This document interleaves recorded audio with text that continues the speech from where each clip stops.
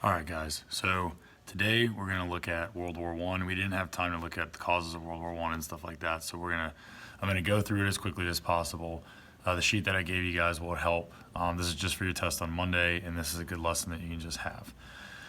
I'm going to try to do all this single-handedly without editing anything, so please excuse any type of mess ups or anything else like that. If you look at the causes of the war, MANIA is the acronym. M stands for militarism, A is alliances, N is nationalism. Very important to understand those three. I is, what is I? I'm drawing a blank.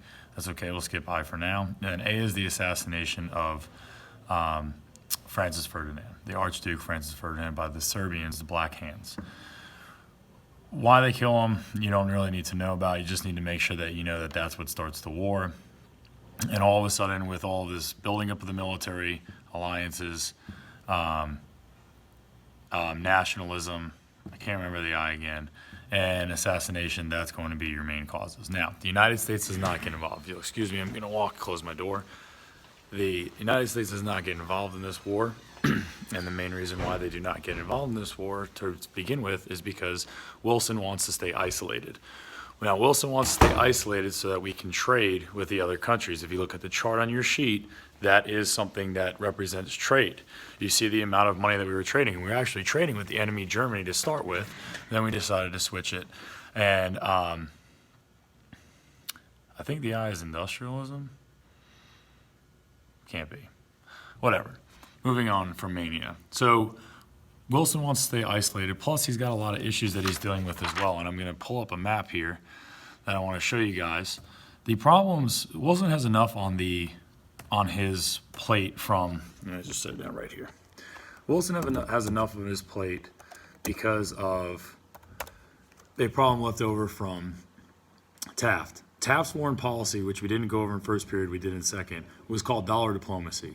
Basically, we're going to take American dollars and we're going to invest into all these countries, these Latin American countries, and it's an example of what is known as big brother policy, or big sister policy, big sister or big brother. That's James Blaine's idea. You treat them like a big brother, big sister, they'll treat you well. Well, dollar diplomacy was we were going to invest in the infrastructure, bridges, roads, take American dollars, but it's American investors, and send them overseas. That's dollar diplomacy.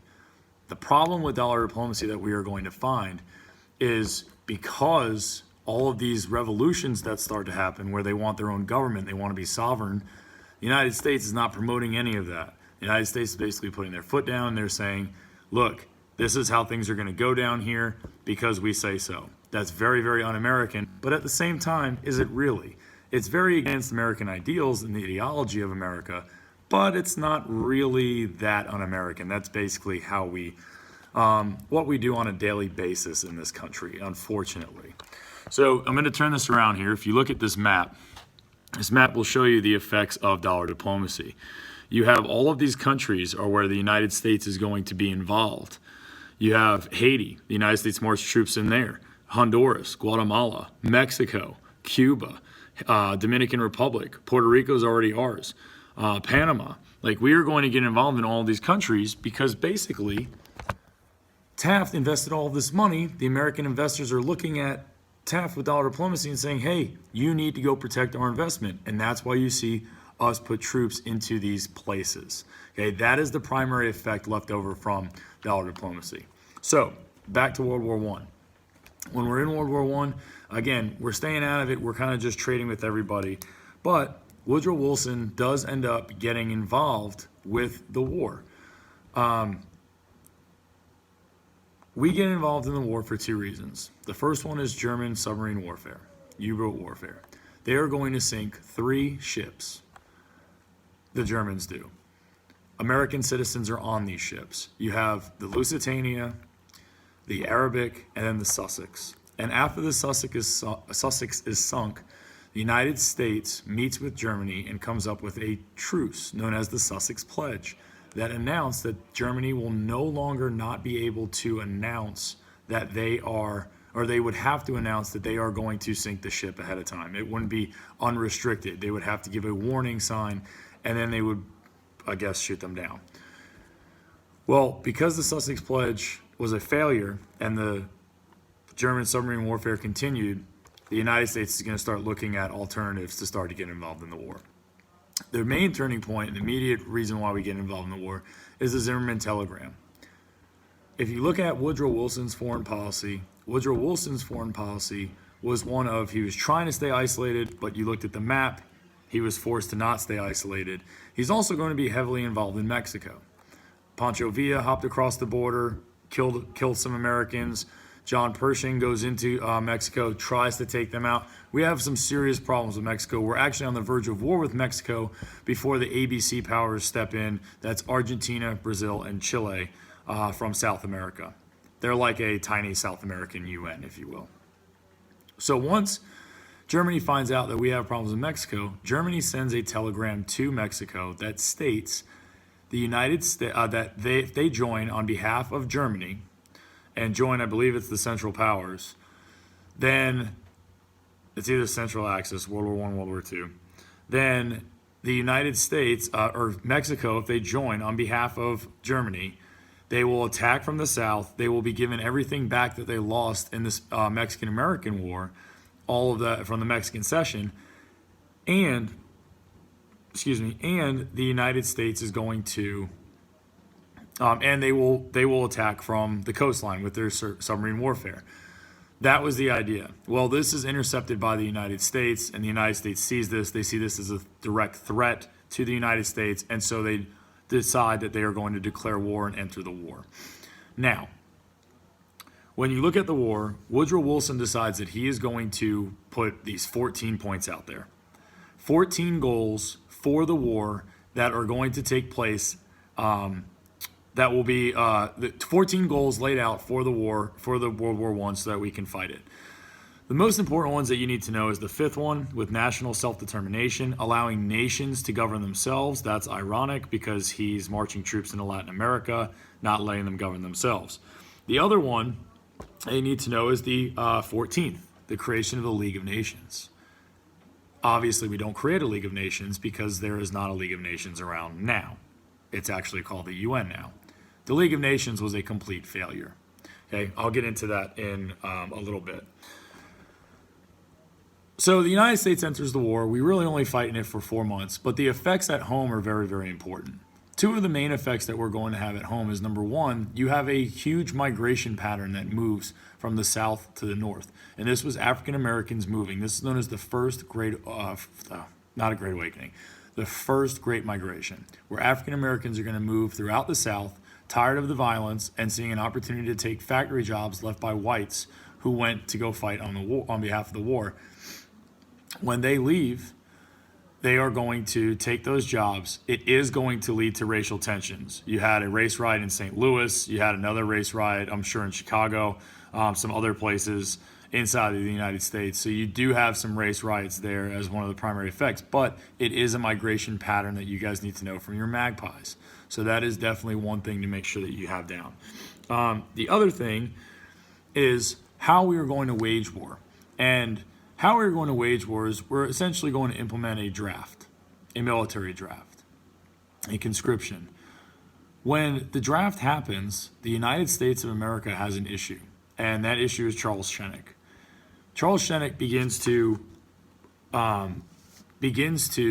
pass out pamphlets that state that it is against your really 13th Amendment to involuntary servitude to go into the draft, which in my opinion, he's kind of right. He kind of makes a good argument and a good point. And it's a freedom of speech. The problem is he's arrested. He's arrested because he is in violation of what is known as the Sedition Act. There's a second Sedition Act passed, which stated that you could not say anything negative about the war. Obviously, him talking about the draft is against the war. The other thing that is passed under Wilson is another, it's the Espionage Act, which Espionage and Sedition Act, very much like the Alien and Sedition Acts from John Adams. If you were saying anything negative, plotting against the war, anything like that, you could be jailed. Well, Charles Shennick is jailed for his pamphlets that he was handing out against the draft. As soon as he is jailed, there's this whole First Amendment court case that goes all the way up to the Supreme Court, where the Supreme Court ends up ruling against Shennick. And they actually say that we live by different laws under peacetime and wartime. Okay?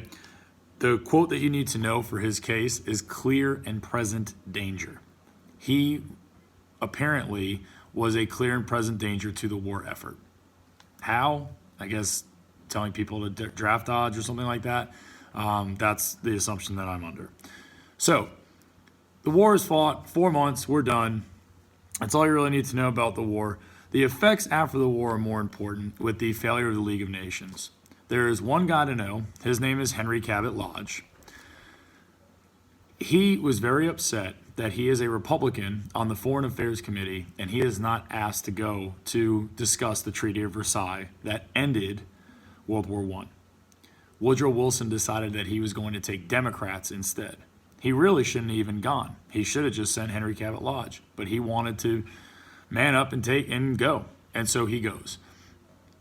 When that happens, here at home, when Woodrow Wilson leaves, as soon as the treaty is put down on the desk of Congress to ratify, the Republicans don't want to, particularly a certain group known as the Irreconcilables.